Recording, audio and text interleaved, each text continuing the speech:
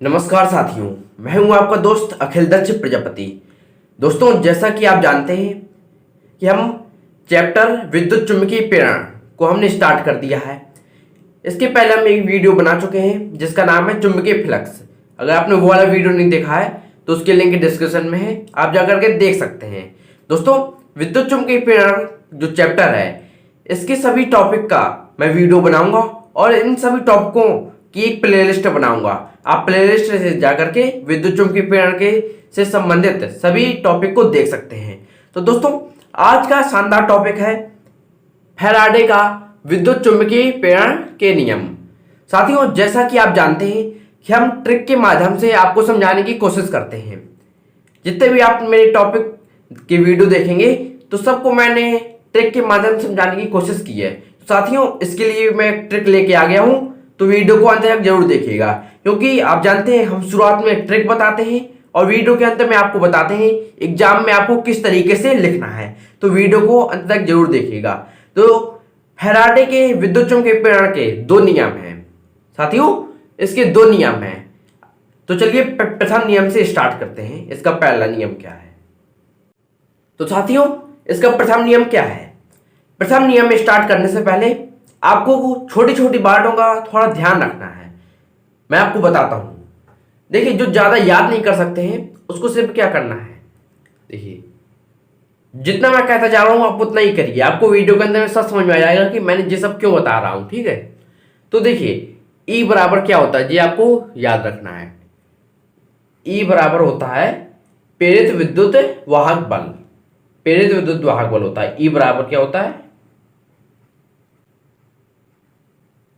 प्रेरित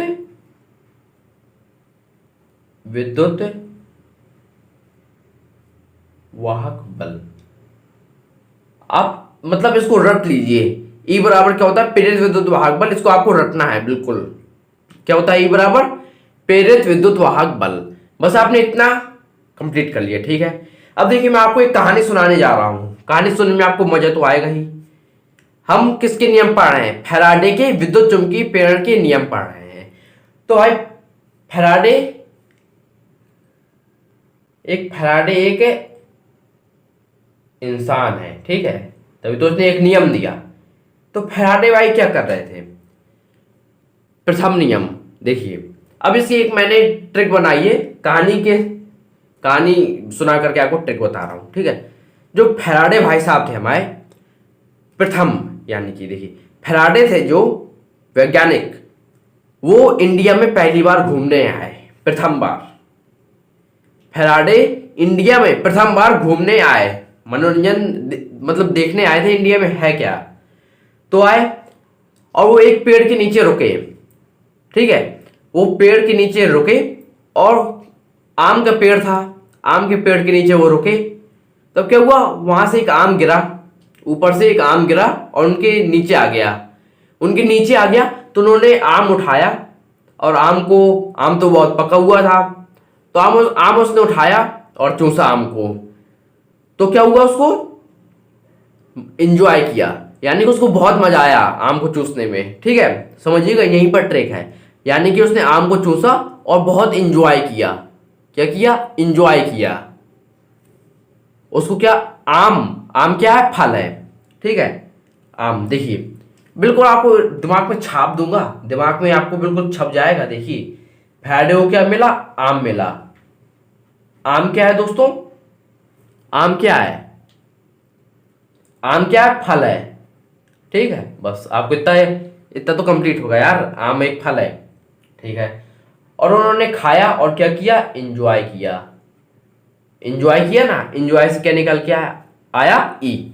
और ई क्या है? ई है प्रेरित विद्युत वाहक बल और आम क्या है? फल है। बस इतना आपको कंप्लीट है। तो आपको प्रथम नियम कंप्लीट। प्रथम नियम को देखिए शुरुआत में मैं आपको बोल करके बताऊंगा और वीडियो के अंत में आपको तो लिख कर ही मैं बताऊंगा, मतलब आपको लिखा लिखाया मिल जाएगा। अभी सिर्फ इसको समझिए, प्रथम नियम को हम कैसे परिभाषित करेंगे। ठीक है, और प्रथम नियम में आपको एक और चीज ध्यान रखनी है। आप कुंडली प्रथम नियम हो या द्वितीय नियम हो, यानी कि इस चैप्टर में विद्युत चुम्बकीय प्रेरण, इस चैप्टर में आपको कुंडली कॉमन है। हर डेफिनेशन में आपको कुंडली तो मिलेगी ही, तो आपको इसमें कुंडली एक कॉमन रख लेनी है। कुंडली होगी एक, ठीक है, एक कुंडली होगी इसमें, ठीक है, एक कुंडली भी होगी इसमें। अब देखिए इसको हम परिभाषित कैसे करें। अब बात आती है इसको परिभाषित करने की। अगर इसको हमने परिभाषित कर लिया तो प्रथम नियम भी कंप्लीट हो जाएगा। देखिए कुंडली, एक यहां पर कुंडली कॉमन थी ना, तो हम कुंडली को भी ले लेते हैं यहां पर। कुंडली, जितनी चीजें मैंने लिखी है उतनी चीजें आपको बिल्कुल कंप्लीट होनी चाहिए। कुंडली कैसी होती है, इस प्रकार होती है, ठीक है। ये गैल्वेनोमीटर है, ये विद्युत धारा का मापन करता है, कुंडली। अब देखिए, अब इसको हम याद करवाते हैं आपको किस तरीके से याद करना है प्रथम नियम इसका। जब किसी कुंडली से गुजरने वाले फ्लक्स, दोस्तों जो कुंडली है, देखिए मैं चित्र बनाकर आपको समझाता हूं, ठीक है। एक हमने कुंडली बनाई,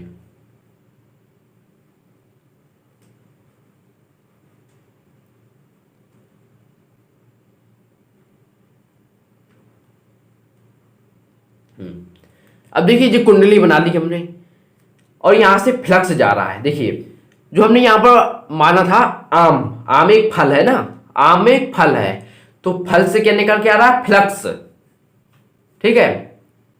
फल से क्या निकल के आ रहा है, फ्लक्स, ठीक है, फ्लक्स निकल के आ रहा है। दोस्तों आप इतना चित्र अपने दिमाग में भी बैठा लीजिएगा। अब यहां से क्या है, फ्लक्स गुजर रहा है 5B, ठीक है। फ्लक्स को हम 5B से व्यक्त करते हैं, तो फ्लक्स गुजर रहा है। अब देखिए, अब सिर्फ याद करना है आपको इस चित्र, जे आप अपने दिमाग में चित्र छाप लीजिए बिल्कुल। अगर आप चित्र बनाकर किसी भी डेफिनेशन को याद करते हैं तो आपको जल्दी याद होता है।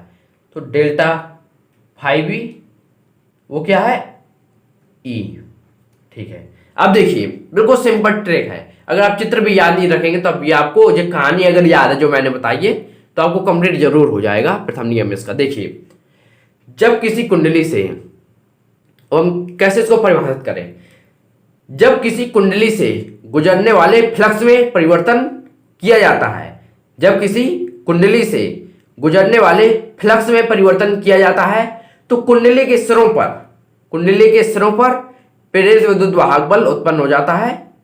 इसी को हम फैराडे का पहला नियम कहते हैं। कंप्लीट हुआ आपको। देखिए अब कहानी क्या थी, फैराडे को आम मिला ना फल, तो हम कैसे परिभाषित करेंगे। कुंडली आपको कॉमन रखनी है, कुंडली आपको हर डेफिनेशन में जोड़ना है, ठीक है। यदि देखिए जब किसी कुंडली से गुजरने वाले फ्लक्स में परिवर्तन किया जाता है, इतना आप याद रखिए। फल को जब खाएंगे ना, फल तो पहले गिरा हुआ था जैसा का तैसा था, जब उसने खाना स्टार्ट किया तो परिवर्तन हुआ ना उसके आकार में, ठीक है। बस आपको इतना ही याद रखना है। तो क्या है, जब किसी कुंडली से गुजरने वाले फल यानी कि फ्लक्स में परिवर्तन किया जाता है, जब उसने परिवर्तन किया यानी कि फल को खाया तो एंजॉय किया उसने, एंजॉय तो आनंद आया उसको, तो एंजॉय से ई निकल के आया। और ई क्या है दोस्तों, प्रेरित विद्युत वाहक बल। ओके दोस्तों, थोड़ा मेहनत जरूर लगी है तो वीडियो को लाइक जरूर कीजिएगा, ठीक है। जब किसी कुंडली से गुजरने वाले फ्लक्स में परिवर्तन किया जाता है तो उसी कुंडली पर एक प्रेरित विद्युत वाहक बल उत्पन्न होता है, जिसे हम फैराडे का पहला नियम या प्रथम नियम कहते हैं। कंप्लीट हुआ दोस्तों, प्रथम नियम आपको अच्छे से कंप्लीट हो गया होगा। इसकी जो डेफिनेशन है, इसका जो डिफाइन आपने किया है, इसको हम वीडियो के अंत में आपको और क्लियर अच्छे से कर देंगे। तो उम्मीद करता हूं आपको जो प्रथम नियम कंप्लीट हुआ होगा। अब चलिए दूसरा नियम कंप्लीट करते हैं साथियों। दूसरा नियम इसका देखिए, दूसरे नियम में आपको कुछ नहीं करना है, सिर्फ एक फॉर्मूला याद करना है आपको। फॉर्मूला क्या है, देखिए ई बराबर क्या है, प्रेरित विद्युत वाहक बल। इसको अगर आप 10 बार बोलेंगे अपने मन में, ई बराबर प्रेरित विद्युत वाहक बल, ई बराबर प्रेरित विद्युत वाहक बल, तो आपको कंप्लीट हो जाएगा, ठीक है। और ये माइनस के बाद क्या है, डेल्टा फाई बी। फाई क्या है, फ्लक्स है, और बी क्या है, चुंबकीय क्षेत्र है।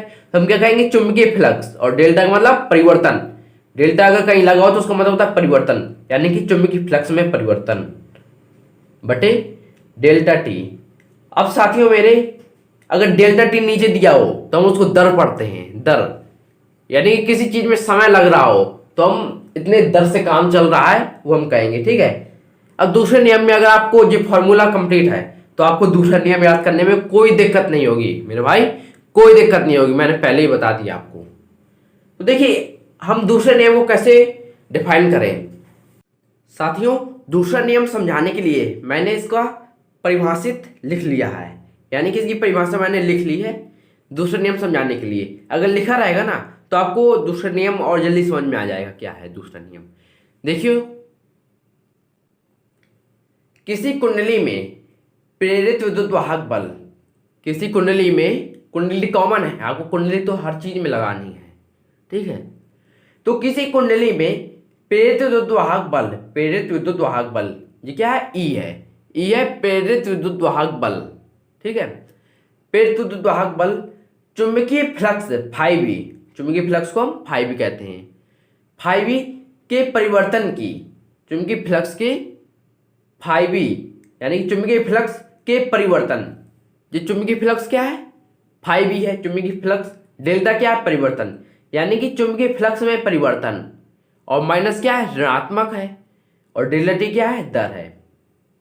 तो आप क्या कह सकते हैं, किसी कुंडली में प्रेरित विद्युत वाहक बल ई, प्रेरित विद्युत वाहक बल, उसी कुंडली में चुंबकीय फ्लक्स के परिवर्तन की ऋणात्मक दर के बराबर होता है। हो गया दूसरा नियम, देखिए यही हमने लिखा हुआ है, किसी कुंडली में प्रेरित विद्युत वाहक बल चुंबकीय फ्लक्स के परिवर्तन की ऋणात्मक दर के बराबर होता है, ये दूसरा नियम हो गया।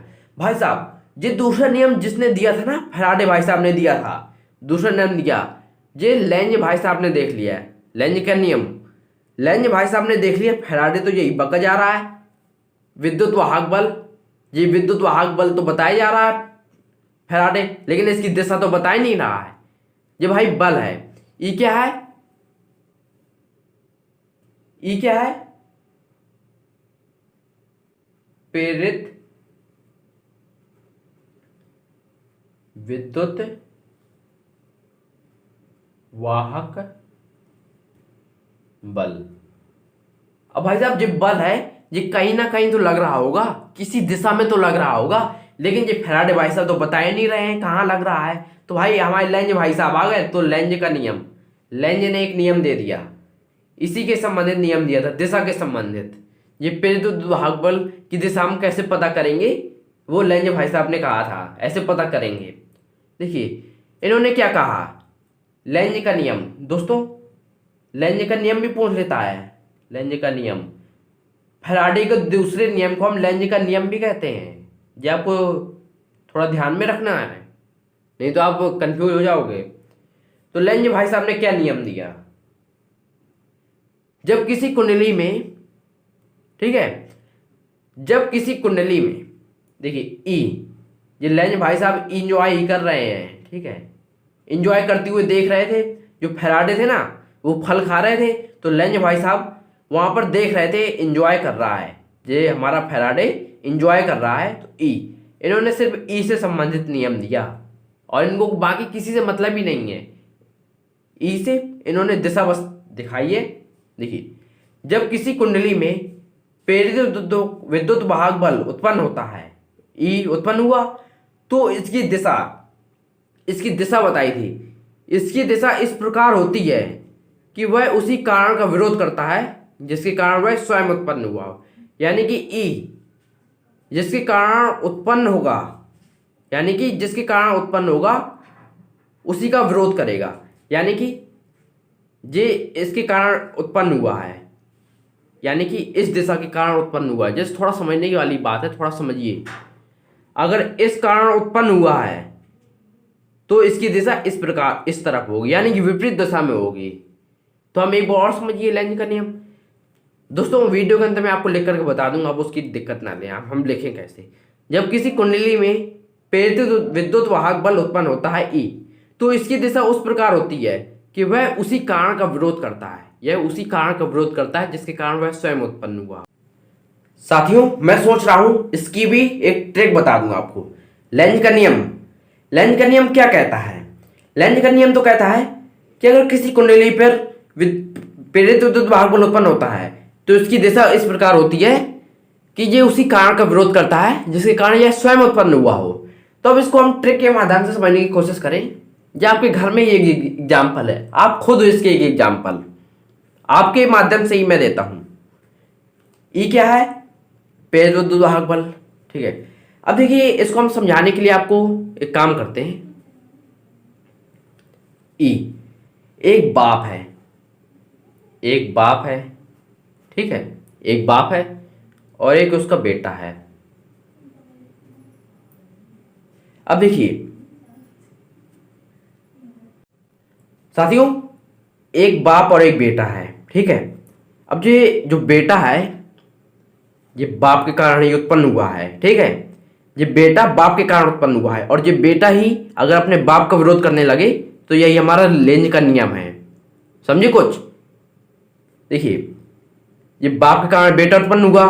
अब बेटा अगर कुछ गलत कार्य कर रहा है, अगर बाप ने टोका तो बेटा उसका विरोध करेगा, कहेगा नहीं ये ठीक है, तो बाप कहेगा नहीं है ठीक, ये कहेगा ठीक है, ये कहेगा नहीं है ठीक, तो बस उसी कारण का विरोध कर रहा है। जो बेटा है अगर हम उसको ई मान लें, बेटा हमेशा क्या चाहता है? एंजॉय चाहता है। बेटा क्या चाहता है? हमेशा एंजॉय चाहता है, तो वो एंजॉय तो कर रहा है, ठीक है। तो एंजॉय कर रहा है तो ये क्या हो जाएगा?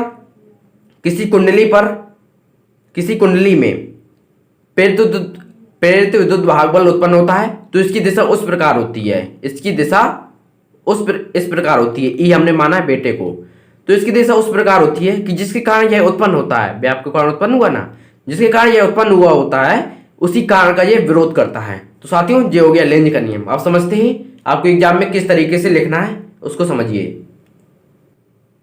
तो साथियों देखिए फैराडे के विद्युत चुंबकीय प्रेरण के नियम आपको जिस तरीके से एग्जाम में लिखना है उस तरीके से हम आपके लिए ले आए हैं।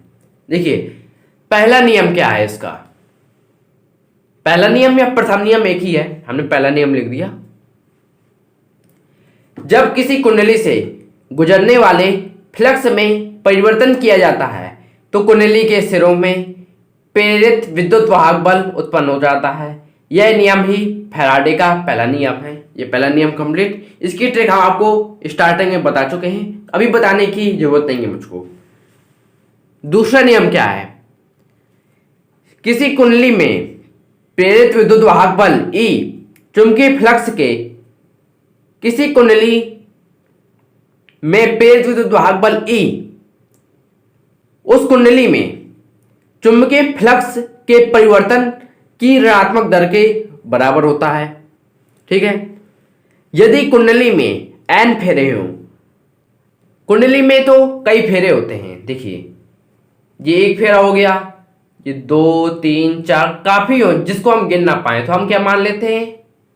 a मान लेते हैं, ठीक है। तो हमने मान लिया कुंडली में n फेरे हैं, कुंडली में n फेरे हैं तो क्या हो गया? E बराबर -n into delta phi B बटे डेल्टा टी। अगर हम लिमिट लगा दें डेल्टा टी 0 है, यानी कि डेल्टा टी से 0 इसकी लिमिट है, तो क्या हो जाएगा?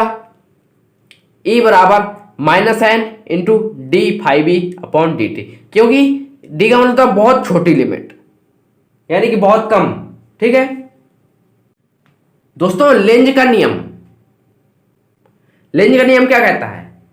जब किसी कुंडली में प्रेरित विद्युत वाहक बल उत्पन्न होता है तो उसकी दिशा इस प्रकार होती है कि वह उसी कारण का विरोध करता है जिसके कारण वह स्वयं उत्पन्न हुआ हो। जो उसी कारण का विरोध करेगा जिसके कारण यह स्वयं उत्पन्न हुआ है। जैसे बाप है और बेटा है, बेटा बाप का विरोध करेगा ना, तो बात वही है, जो प्रेरित विद्युत वाहक बल है वो बेटा है ई बराबर बेटा समझो, तो आपको अच्छे से कंप्लीट हो जाएगा। दोस्तों यह फैराडे का दूसरा नियम भी है, ठीक है। फैराडे का दूसरा नियम ऊर्जा संरक्षण के नियम का पालन करता है, यानी कि ऊर्जा संरक्षण के नियम का ये पालन करता है। तो दोस्तों उम्मीद करता हूं आपको ये वीडियो बहुत पसंद आया होगा। दोस्तों मेरी वीडियो थोड़ी लंबी जरूर होती है, लेकिन मैं इसमें आपको ट्रिक बताता हूं ना, तो इसलिए ये थोड़ा लंबी वीडियो हो जाती है, तो आप इसको नेगेटिव वे में ना लें, ठीक है। काफी लोग सोचते होंगे इतना लंबा वीडियो है, 20 मिनट का है, बताएं हम कैसे देखें। तो अगर आप हमेशा के लिए याद करना चाहते हैं तो आपको 20 मिनट देने पड़ेंगे, नहीं तो यूट्यूब में तो 5-6 मिनट के भी वीडियोज हैं। तो दोस्तों अगर आपको ये वीडियो पसंद आया हो तो इसको लाइक जरूर कीजिएगा। अगर आपने अभी तक हमारा चैनल सब्सक्राइब नहीं किया है तो मुझे कहने की भी जरूरत नहीं है, आप सब्सक्राइब कर लेंगे। तो साथियों अब मिलते हैं अगली वीडियो में, जब तक के लिए जय हिंद जय भारत।